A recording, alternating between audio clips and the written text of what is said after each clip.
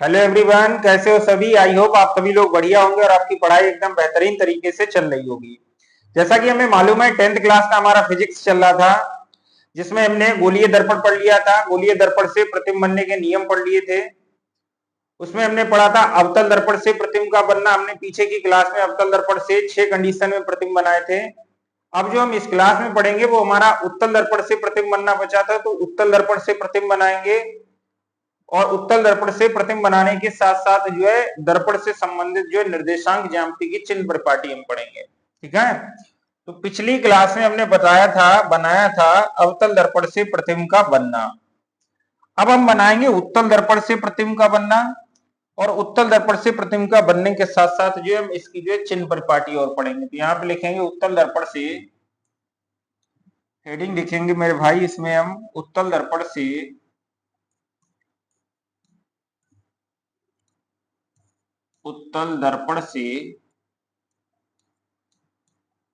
प्रतिबिंब का बनना।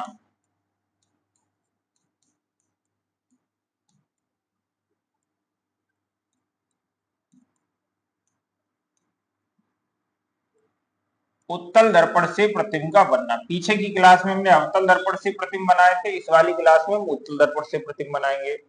तो जब हमने अवतल दर्पण से प्रतिबिंब बनाया था तो हमने बताया था कितनी कंडीशन में प्रतिबिंब बना था, 6। अवतल में प्रतिबिंब कितनी कंडीशन बना था, 6।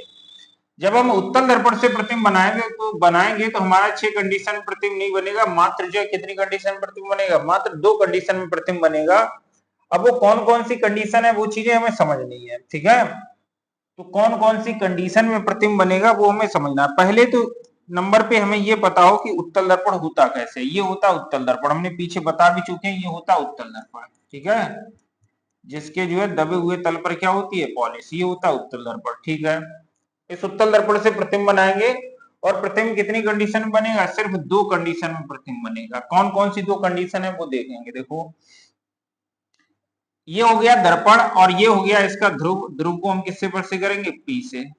और ये हो गई है इस दर्पण की मुख्य अक्ष। ये दर्पण की क्या हो गई है, मुख्य अक्ष।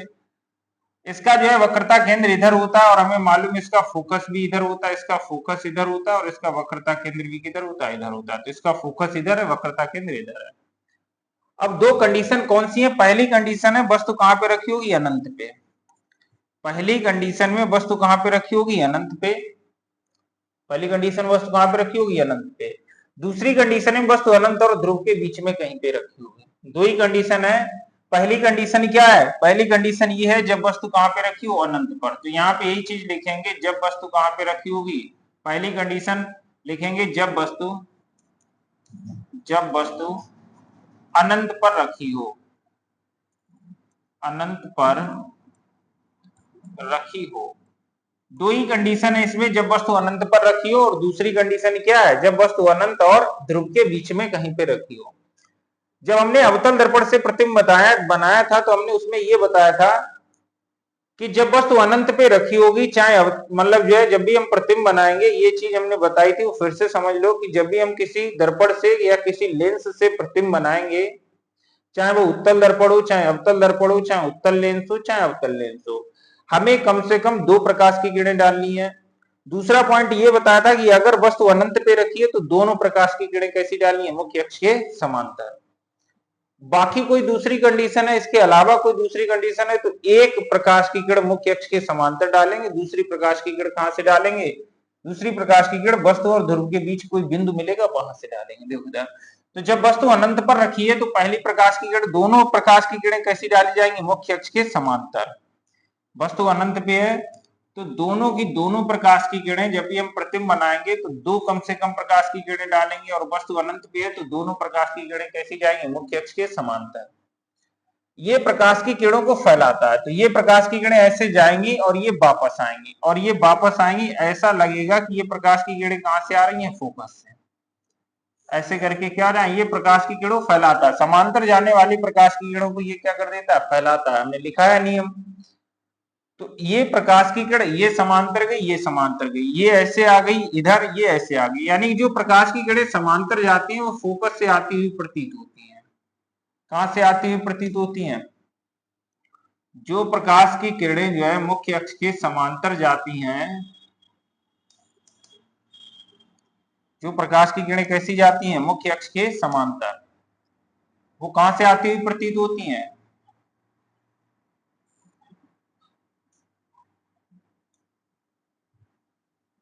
ऐसे करके, ठीक, और ये ऐसे करके, तो ये समांतर गई है, वो कहां से आती हुई प्रतीत होती हैं, ये ऐसा लग रहा है कि ये प्रकाश की किरणें जो है फोकस से आ रही है, ऐसे, ठीक, कहां से आती हुई प्रतीत हो रही है, फोकस से। गई कैसे थी ये, गई कैसे थी, ये देखो समांतर गई थी, और समांतर जाने वाली फोकस से आती हुई प्रतीत होती है, अवतल लेंस से, अवतल दर्पण से जो प्रतिबिंब बनता है उसका नियम है, जो समांतर जाती है फोकस से आती हुई प्रतीत होती है, जो समांतर गई है वो फोकस से आती हुई प्रतीत होती है। इधर ये काटेंगे नहीं आके, इधर नहीं काटेंगे आके, तो इनका प्रतिबिंब कहां पे बन रहा है, ये इसी वाले पॉइंट पर काटती हुई प्रतीत होती है, मिलती हुई प्रतीत होती है, तो इसका जो प्रतिबिंब कहां पे बनेगा, फोकस पर। अब ये वास्तव में नहीं काट रही है तो प्रतिबिंब कैसा बनेगा, आभासी है, बिंदुवत है, फोकस पर प्राप्त हो रहा है, और जो आभासी वाला प्रतिबिंब प्राप्त होता है वो मुख्य अक्ष के ऊपर प्राप्त होता है, और ऊपर वाला प्रतिबिंब जो होता है वो कैसा होता है, सीधा होता है, बिंदुवत प्रतिबिंब है और मुख्य अक्ष के ऊपर प्राप्त होता है। तो यही चीज लिख देंगे, इस स्थिति में वस्तु का, इस स्थिति में, इस स्थिति में, इस स्थिति में वस्तु का कैसा प्रतिबिंब है, आभासी है, और आभासी के साथ साथ कैसा है, सीधा है, आभासी सीधा, कमा कैसा है, बिंदुवत है, बहुत छोटा है, बिंदुवत, आभासी सीधा कमा बिंदुवत प्रतिबिंब, बिंदुवत प्रतिबिंब कहां पर प्राप्त होता है, मुख्य फोकस पर प्राप्त होता है, मुख्य फोकस पर,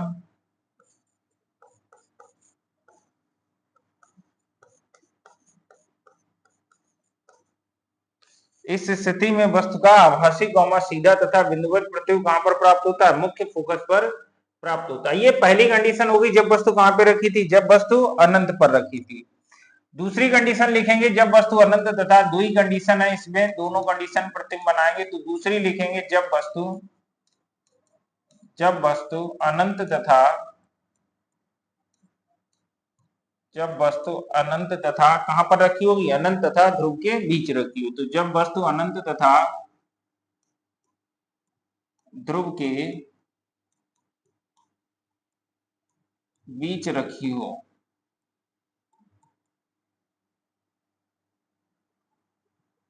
जब वस्तु कहां पे रखी हो, जब वस्तु अनंत तथा ध्रुव के बीच रखी हो, तो जब वस्तु अनंत और ध्रुव के बीच रखी होगी तब हम प्रतिबिंब बनाएंगे। देखो सबसे पहली कंडीशन क्या होगी, हम सबसे पहले बनाएंगे दर्पण अपना, तो ये हो गया हमारा दर्पण, इसके दबे हुए तल पर पॉलिश है, उभरी हुई सतह परावर्तक सतह है, तो इससे कौन सा दर्पण बोला जाएगा, उत्तल दर्पण, इसका ये ध्रुव हो जाएगा, इसका इधर ये फोकस हो जाएगा, और यहाँ पे इसका हो जाएगा वक्रता केंद्र, और वक्रता केंद्र को किससे स्पर्श करेंगे, सी से, ठीक।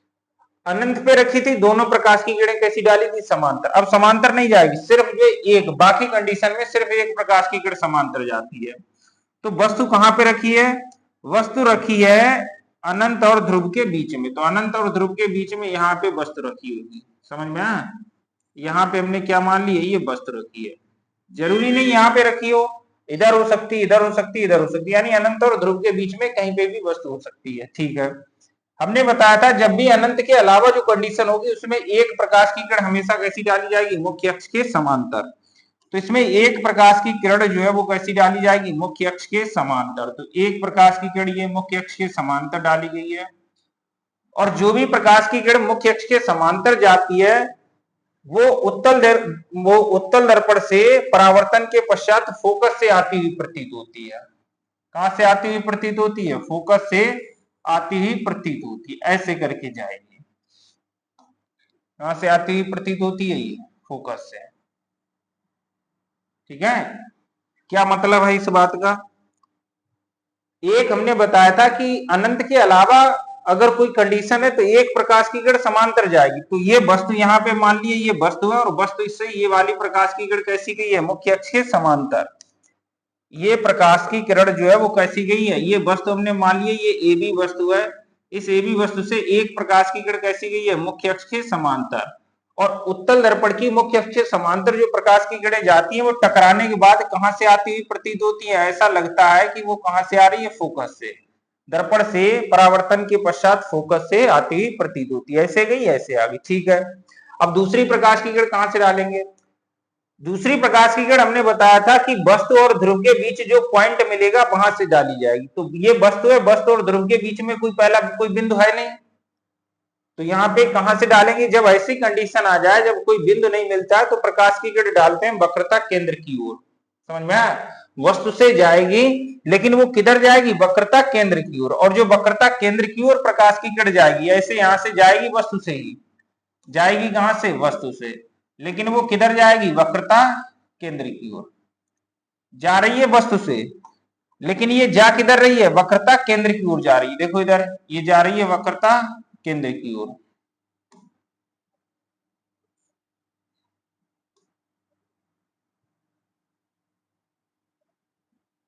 ऐसे करेंगे। प्रकाश की किरण कैसे जाएगी? प्रकाश की किरण वक्रता केंद्र की ओर जाएगी, और जो प्रकाश की किरण वक्रता केंद्र की ओर जाएगी वो टकराएगी, और टकराने के बाद क्या हो जाएगी? उसी माध्यम में वापस लौट आएगी। ये ऐसे गई है, जाएगी और टकराएगी, वापस आएगी। तो ये इधर आएगी, ये इधर आएगी, तो इधर एक दूसरे को काटेंगे नहीं आके। जब ये नहीं काटेंगे आके तो इधर इसका प्रतिबिंब बनेगा नहीं। ये एक दूसरे को कहां पे काट रही है? पीछे काट रही है, दर्पण के पीछे काट रही है। देखो इधर कौन से बिंदु पर काट रही है? एक दूसरे को ये यहाँ पे काट रही है, तो वस्तु का प्रतिबिंब यहीं पे बनेगा। कहां पे वस्तु का प्रतिबिंब बनेगा? ये नाम दे देंगे यहाँ पे, जो ए बी वस्तु है इस ए बी वस्तु के प्रतिबिंब का, ये ए बी वस्तु है, इस ए बी वस्तु के प्रतिबिंब का नाम दे देंगे ये ए डेश बी डेश पर प्राप्त हो रहा है। कहां पर है? ये पी और एफ के बीच में, ठीक है। अब वास्तविक है नहीं, ये कैसा है? आभासी है, और ऊपर प्राप्त हो रहा है आभासी है, सीधा है, और वस्तु से कैसा है? छोटा है। तो यही लिख देंगे, इस स्थिति में वस्तु का, यहां पे लिख देंगे इस स्थिति में वस्तु का, इस स्थिति में वस्तु का, इस स्थिति में वस्तु का आभासी कौमा सीधा, आभासी कौमा सीधा तथा वस्तु से छोटा प्रतिबिंब, तथा वस्तु से छोटा प्रतिबिंब, आभासी कौमा सीधा तथा वस्तु से छोटा प्रतिबिंब कहां पर प्राप्त हो रहा है? मुख्य फोकस तथा ध्रुव के बीच प्राप्त होता है। मुख्य फोकस तथा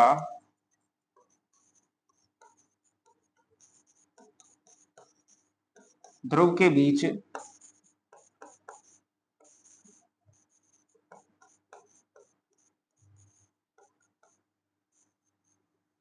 प्राप्त होता है। किसके किसके बीच प्राप्त होता है? मुख्य फोकस तथा ध्रुव के बीच प्राप्त होता है। नोट करो फटाफट।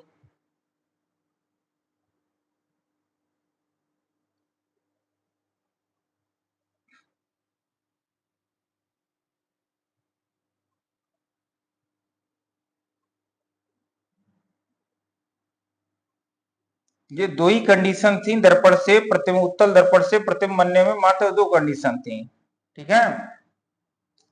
अब अगली हेडिंग लिखेंगे चिन्ह परिपाटी। चिन्ह परिपाटी का मतलब क्या है? चिन्ह परिपाटी का मतलब ये है कि कुछ दूरियां प्लस में ली जाती हैं, कुछ दूरियां जो है किस में ली जाती हैं? माइनस में, ठीक। तो हम देखेंगे कौन सी दूरियां प्लस में ली जाती हैं, कौन सी दूरियां कैसे ली जाती हैं? माइनस में। इससे यही पता लगता है हमें। तो यहाँ पे लिखेंगे गोलीय दर्पण के लिए,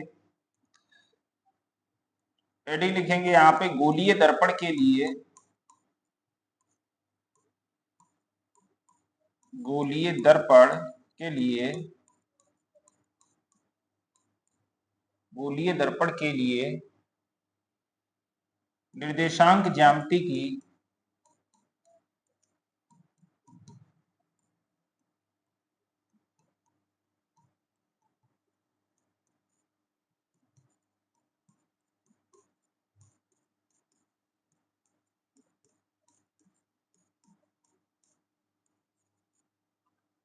गोलीय दर्पण के लिए निर्देशांक ज्यामिति की चिन्ह परिपाटी। देखो चिन्ह परिपाटी का मतलब यह है कि जब हम क्वेश्चन लगाएंगे तो कुछ दूरियां हम प्लस में लेंगे और कुछ दूरियां किस में लेंगे? माइनस में। कौन सी दूरियां प्लस में लेनी है, कौन सी दूरियां माइनस में लेनी है, वो हमें कहां से पता लगेगा? वो हमें पता लगेगा निर्देशांक ज्यामिति की चिन्ह परिपाटी के अनुसार। देखो इधर चिन्ह परिपाटी के क्या क्या पॉइंट है वो देखो यहाँ पे। चिन्ह परिपाटी के ये पॉइंट है कि पहला पॉइंट ये है कि पहले दर्पण बनाएंगे, उधर दर्पण बनाएंगे, ये हमने बना दिया। ये कौन सा दर्पण है? ये दर्पण हो गया अवतल। कौन सा दर्पण है? ये अवतल। और ये दर्पण यहाँ पे ये तो हो गया अवतल, ठीक है, अवतल हो गया ये।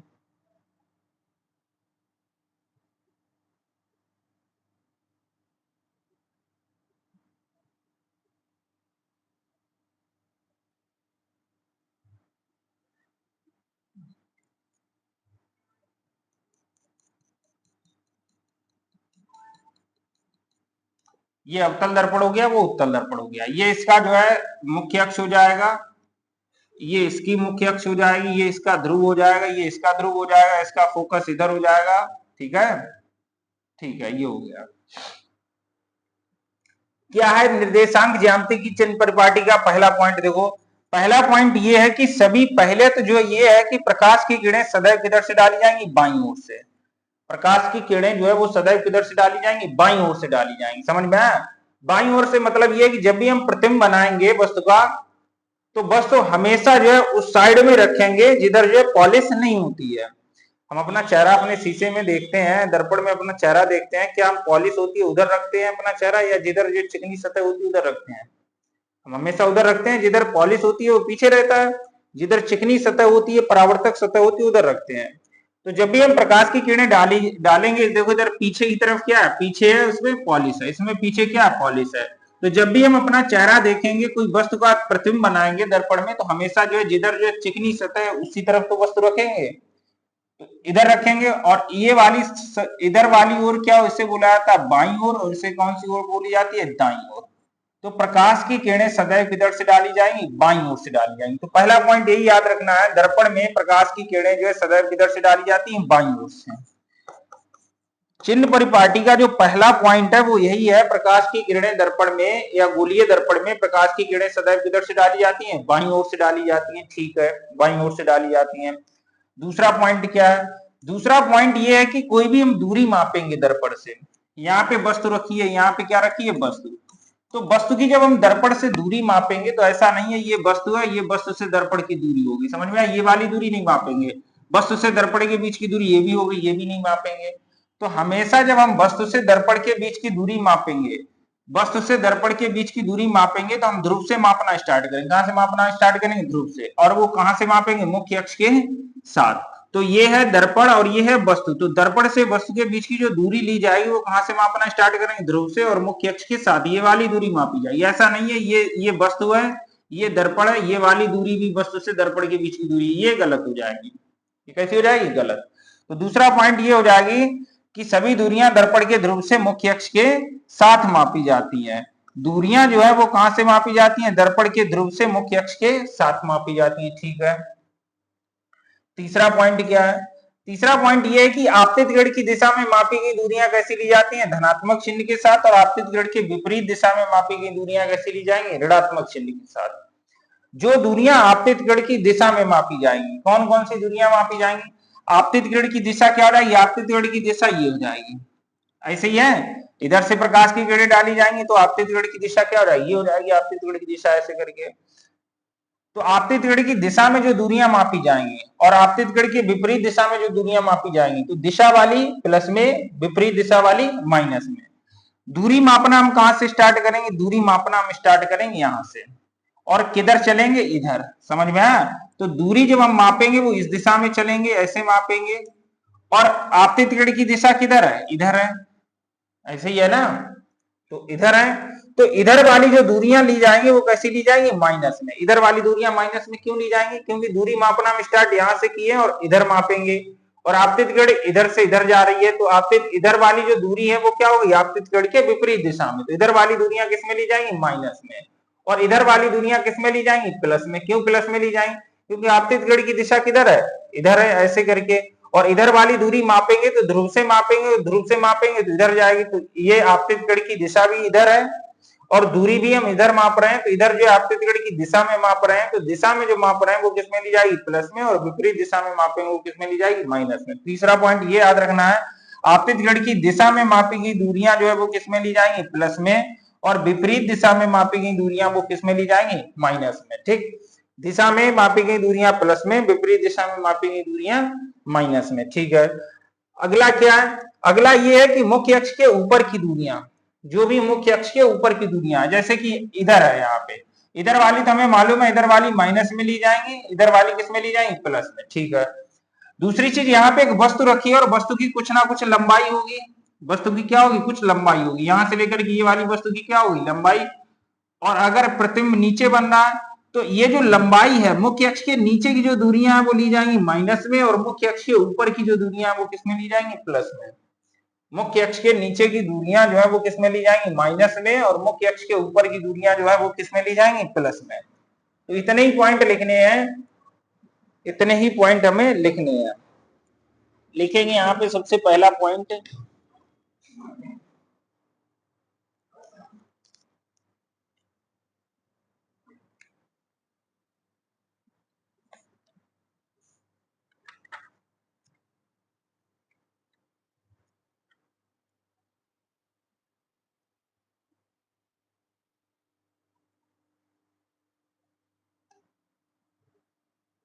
क्या हेडिंग पड़ी थी, गोलीय दर्पण के लिए निर्देशांक ज्यामिति की चिन्ह परिपाटी। लिखेंगे इसमें,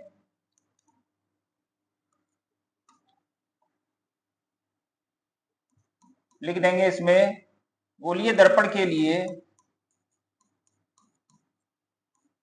गोलीय दर्पण के लिए चिन्ह परिपाटी के, गोलीय दर्पण के लिए चिन्ह परिपाटी के निम्नलिखित बिंदु हैं, या गोलीय दर्पण के लिए चिन्ह परिपाटी निम्नलिखित है, निम्नलिखित है ऐसे लिख देंगे। गोलीय दर्पण के लिए चिन्ह परिपाटी निम्नलिखित है। क्या है देखो, पहला पॉइंट क्या हो जाएगा, प्रकाश की किरणें सदैव, पहला पॉइंट हो जाएगा, दर्पण में प्रकाश की किरणें सदैव, दर्पण में या दर्पण पर प्रकाश की किरणें, प्रकाश की किरणें सदैव किधर से डाली जाएंगी, सदैव बाईं ओर से, सदैव बाईं ओर से डाली जाती हैं।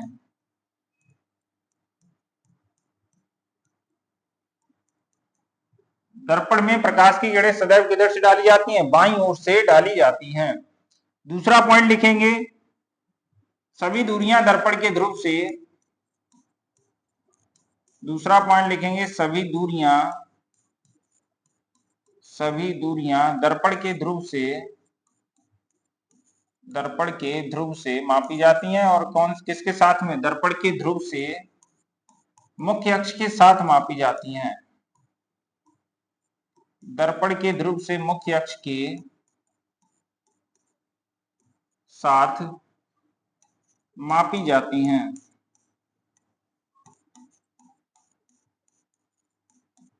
सभी दूरियां दर्पण के ध्रुव से मुख्य अक्ष के साथ मापी जाती हैं। अगला लिखेंगे, आपतित किरण की दिशा में मापी गई दूरियां, आपतित किरण की दिशा में, आपतित किरण की दिशा में मापी गई दूरियां, मापी गई दूरियां, आपतित किरण की दिशा में मापी गई दूरियां धनात्मक चिन्ह के साथ ली जाती हैं।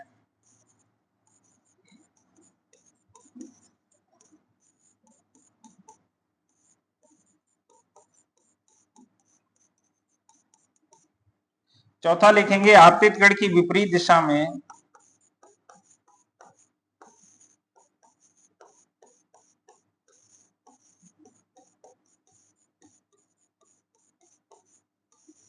आपतित किरण की विपरीत दिशा में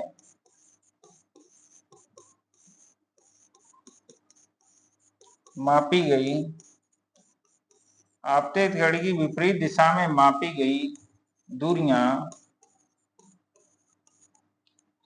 ऋणात्मक चिन्ह के साथ ली जाती हैं।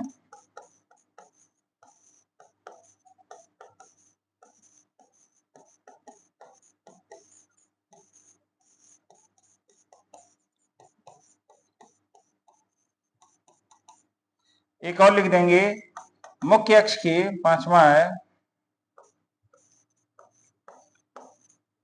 मुख्य अक्ष के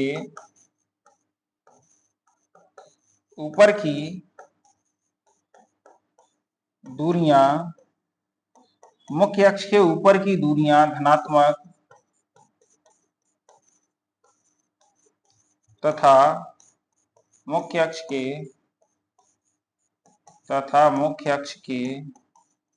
नीचे की दूरियां, मुख्य अक्ष के ऊपर की दूरियां धनात्मक तथा मुख्य अक्ष के नीचे की दूरियां ऋणात्मक चिन्ह के साथ ली जाती हैं।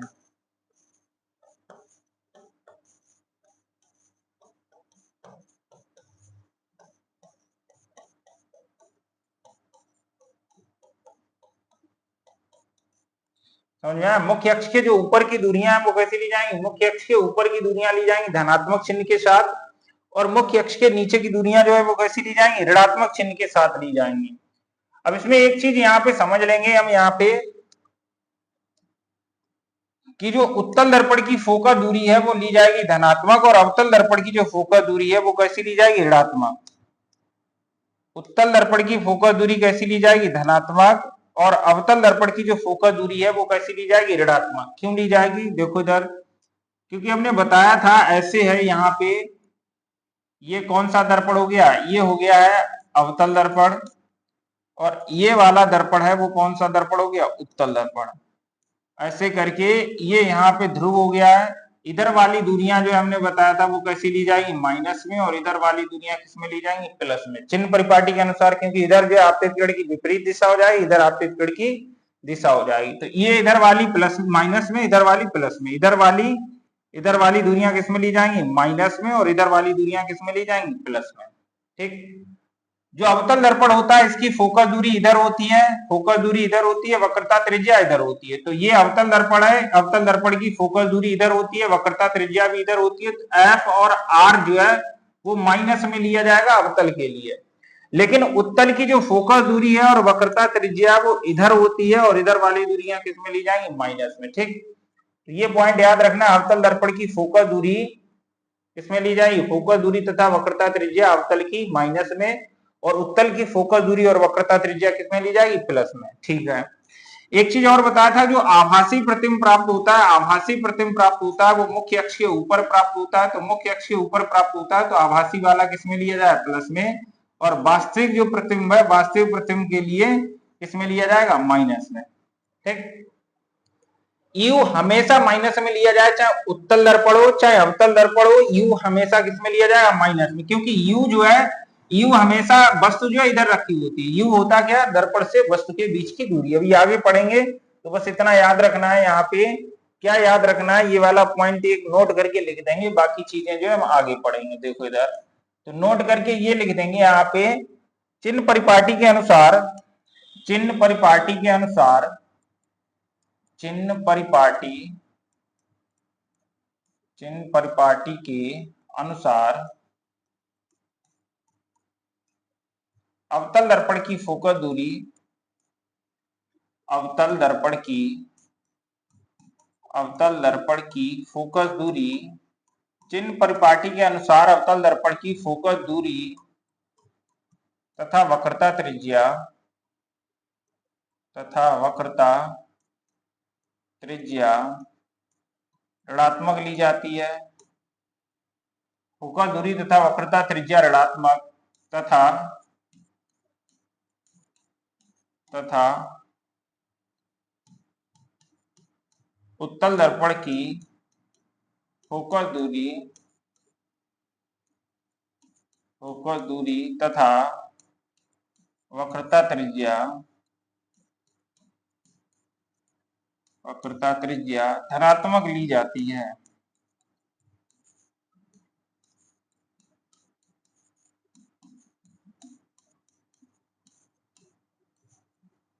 ठीक है।